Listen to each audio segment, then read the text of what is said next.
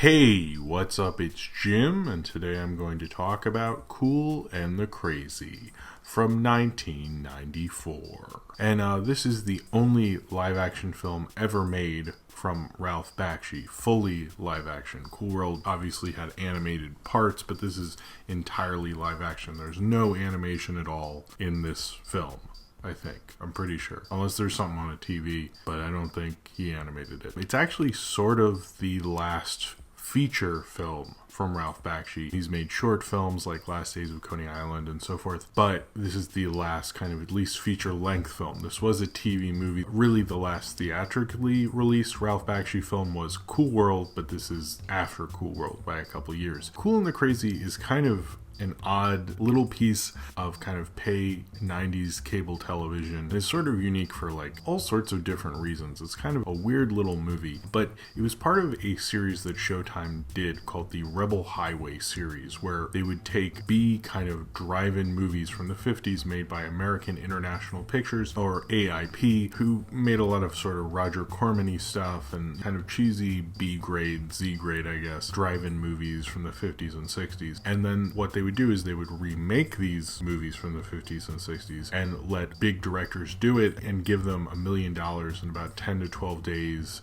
to shoot these things, and then they would air on Showtime. A lot of bigger directors chose to do it. Robert Rodriguez actually did it, his second film right after El Mariachi. Joe Dante, John Milnes, William Friedkin, a lot of big directors, and they gave them final cut. They could cast whoever they wanted to cast. They could pick the DP, have full creative control. And this was run by Lou Arkoff, who's the son of Samuel Z. Arkoff, and Deborah Hill, who was John Carpenter's producer and the co-writer of Halloween. But this was just a series that would air on Showtime. It was 10 different films, and they're all kind of remakes made by modern or more bigger Hollywood directors of these kind of, I guess, classic, you could say, or just kind of Z-grade, kind of B-grade drive-in type movies. Cool and the Crazy is part of that series, and there is a movie by American International Pictures called The Cool and the Crazy, but this is not a remake of that. It's actually from a script that Ralph Bakshi had been trying to make since the late 60s called If I Catch Her, I'll Kill Her. And Bakshi had tried to develop this film in the 70s, and United Artists and Paramount Pictures each paid Ralph Bakshi to develop this film, and they ended up not making it. They didn't like it, mainly because the plot of this film is about a wife who has an affair, and they felt it was too hot, and they didn't get like the wife having an affair and things like that. So this kind of had just always sat in development hell throughout Ralph Bakshi's whole career. I can't read anything that he ever wanted it to be animated. It seems like something like this was always going to be his live action movie. I'm not sure why or how he convinced them that this, I mean, I guess he obviously probably wanted it to take place during this time period and it sort of fit into what they were doing, and they're like, well, we can get Ralph Bakshi to do this, and he probably wanted to do it, so it was probably like kind of one of those agreements that sort of just worked out. And Cool and the Crazy is sort of an interesting little TV movie. It's not the greatest. It's not entirely, I'd say, an amazing hidden gem, but I wouldn't disregard it either. It's sort of interesting, and it's an interesting idea because you can tell part is made crappy on purpose because they didn't have a lot of days, and that's sort of the thing that this whole series is going for, is making kind of drive-in movies and letting these people remake them or have fun with the kind of drive-in genre. So the whole idea of this maybe not being as good sort of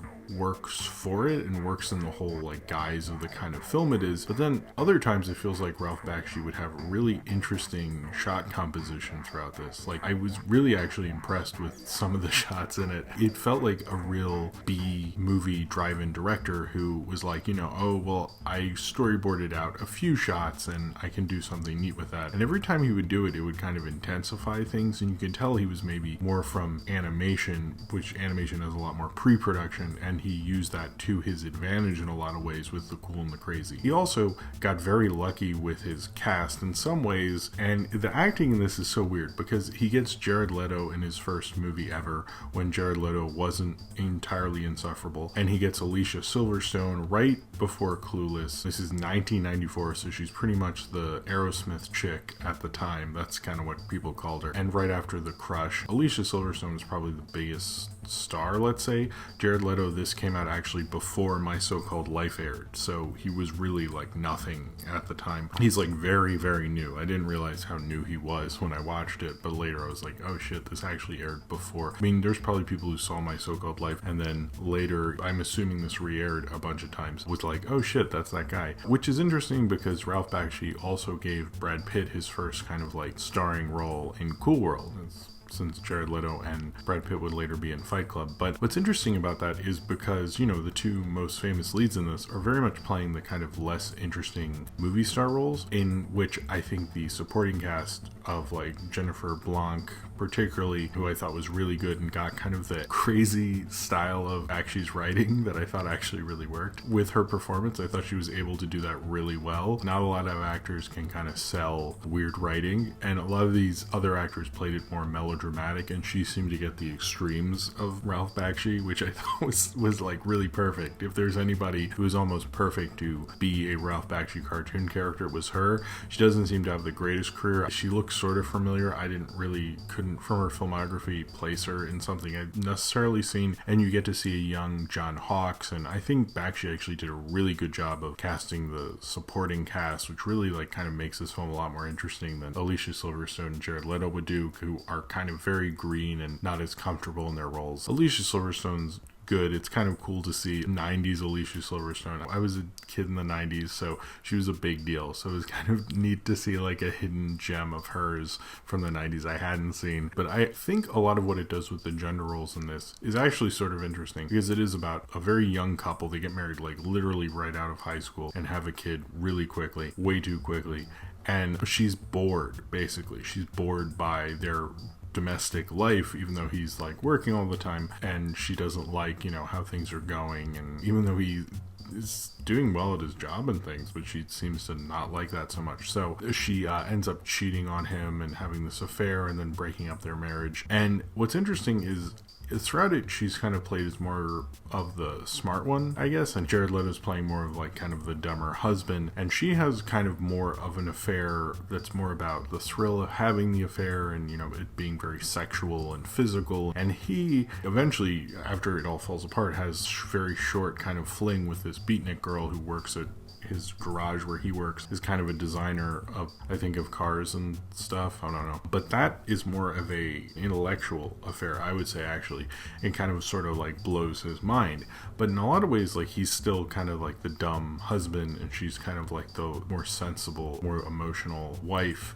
And they kind of never break from those roles, but it's kind of interesting because you would think, normally, I think if you're doing theoretically of this era, which is this kind of talking about kind of the woman's picture, you'd have someone who like brought in all these ideas and have more of a smarter an affair for the female character. And what Bakshi does with that, I actually think is sort of interesting, because he doesn't really change her and make her sort of stupider, and he also doesn't make Jared Leto's character necessarily like smarter, I would say. They're sort of both themselves, but they're also both changed from this whole thing. A little subtle, a little melodramatic, but sort of interesting how he played those tones. In certain ways, it's interesting to see a Ralph Bakshi thing that's written by Ralph Bakshi and directed by him, and without the animation, because I think a lot of times with particularly his animation, I could just watch how the animation flows and moves and things, and it doesn't bother me, you know, the storytelling shortcomings and things like that. I like the stories in certain one of his films, but they're not always the tightest. In this film, just leaving it with the story, I think kind of plays more into the melodrama, which I didn't necessarily like, but it did make me sort of appreciate his writing in other ways that I wouldn't normally do in one of his animated films. Now, naturally, this wasn't like kind of the whole studio's behind him kind of feature film, so you do kind of have to view it with a grain of salt in a certain respect, but it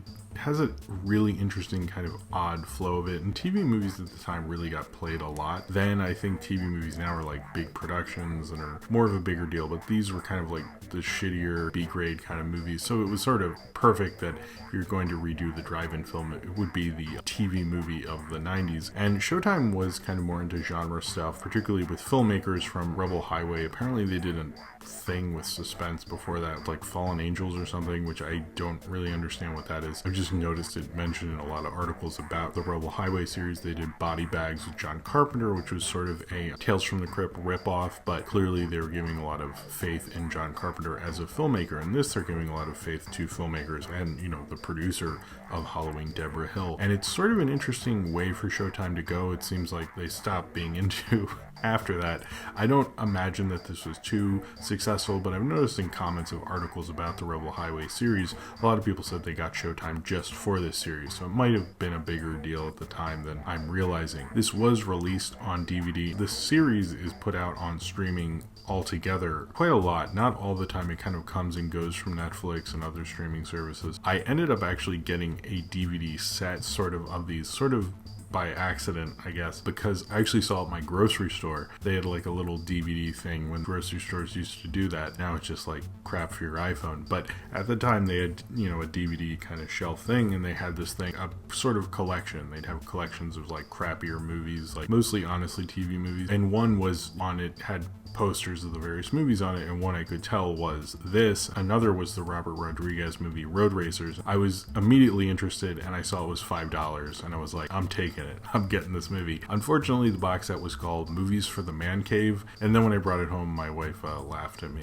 But I'm kind of glad I have it. I know that the one that most people seem to like the most is the Joe Dante one, Runaway Daughters, which makes sense because this is the movie he would make after Matinee. And Cool and the Crazy seems to kind of be brought up because it's just kind of like one of the weirder, more noteworthy things about this series, that they actually got Ralph Bakshi to make a non-animated film. It is interesting to see animation director make a live-action film, which was still kind of groundbreaking at the time. Now we have Phil Lord and Chris Miller and Brad Bird and Andrew Stanton, and the guy who did Monster Trucks, and the guy who did, I think, Narnia. The first Narnia was the guy who did Shrek and things like that. It is kind of something that Hollywood is a little more open about now, but Cool and the Crazy kind of shows the uniqueness and works perfectly to the director that Bakshi was, much as these directors I'm mentioning who are animation directors now did blockbuster animation films, and it kind of works within their wheelhouse. This works within Bakshi's wheelhouse incredibly well. If you think of Hey Good Looking and all the various kind of like 50s and 60s stuff that he very much likes to play in, Cool and the Crazy works within that. And I think it's sort of an interesting film. It sort of plays much like the Bill Plimpton film Cheating, but I think Cheating might be more visually stimulating to look at, but Cheating wasn't made in 13 days or something. So you kind of just have to watch it knowing that, but it's sort of made in a way that you realize that it very much is made like a B drive-in movie, and that's kind of interesting about it. I don't know how this weighs on the rest of the series. The only other one I've seen of this set is the Robert Rodriguez one, and I would be interested to see Joe Dante one and maybe the others since I have the set. I think there's I have all but one maybe. It's a cool idea. I sort of wish someone would do something like this. It's sort of like a grindhousey idea, but played out throughout TV. The Rebel Highway idea is something that streaming could really get into, and maybe Showtime has on their streaming service now, but I think it was kind of an interesting idea to do that, and it's cool that Ralph Bakshi got to kind of go in there and make one last kind of feature film and have it be a live action feature film. Cool and the Crazy is kind of one of those kind of interesting footnotes in Ralph Bakshi's career, but it's worth a watch, I would say. I think it's kind of a cool movie. You'll probably get bored in certain spots of it. It is a little too melodramatic, but it's interesting enough to warrant a watch. And I think this whole idea of this series is interesting, and an interesting kind of Wikipedia, Google search deep dive that's fun enough and cool enough to go down to make Cool and the Crazy at least noteworthy enough to watch and inquire about. That's really the whole fun of this movie, and maybe this series is just thinking about the uniqueness, kind of forgotten lore, and how the only live action and final Ralph Bakshi feature came to be. So if you've seen Cool and the Crazy and you would like to talk about it, then comment below in the comments and subscribe if you would like to.